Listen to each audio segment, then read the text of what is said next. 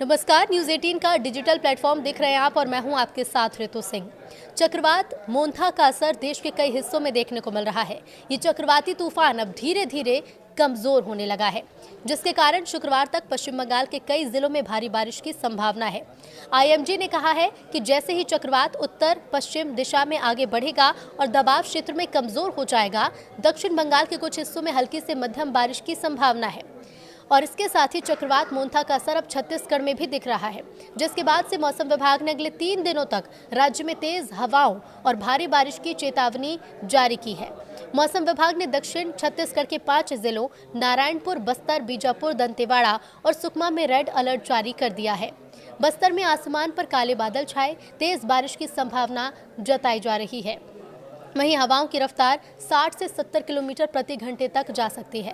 अधिकतम 80 किलोमीटर की गति तक पहुंचने का भी अनुमान है।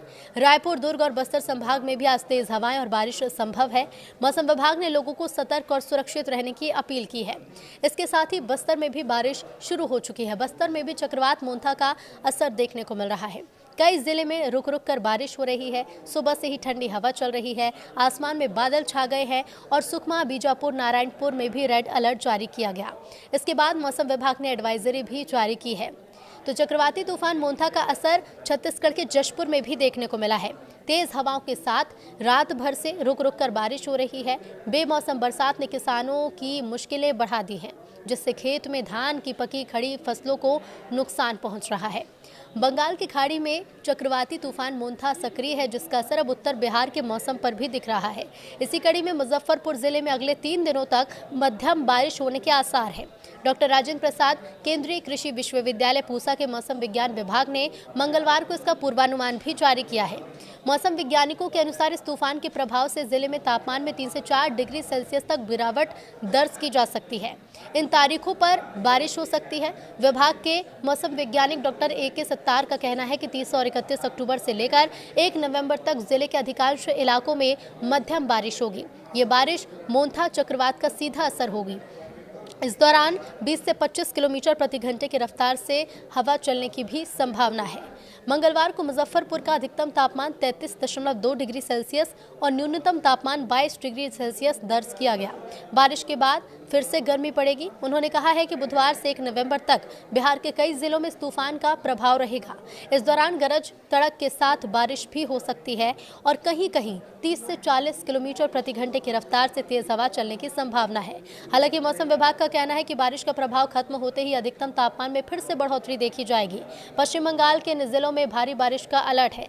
मौसम विभाग ने कहा है कि बुधवार को दक्षिण 24 परगना, पूर्व और पश्चिम मेदिनीपुर, झारग्राम के कुछ हिस्सों में और शुक्रवार तक बीरभूम, मुर्शिदाबाद, पूर्व बर्धमान और पुरुलिया जिलों में भारी बारिश होगी, यानी करीब 7 से 11 सेंटीमीटर बारिश होने की प्रबल संभावना है।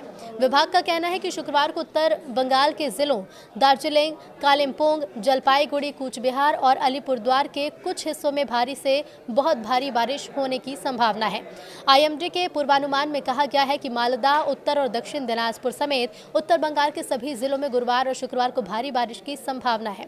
इसके साथ ही मछुआरों के लिए भी अलर्ट जारी किया गया है। मौसम विभाग ने मछुआरों को बृहस्पतिवार तक पश्चिम बंगाल तट पर और उसके आसपास समुद्र में न जाने की सलाह दी है। विभाग ने कहा है कि शुक्रवार सुबह तक कोलकाता और उससे सटे उत्तर 24 परगना, हावड़ा और हुगली जिले में तेज हवा और बिजली चमकने के साथ बारिश की प्रबल संभावना है।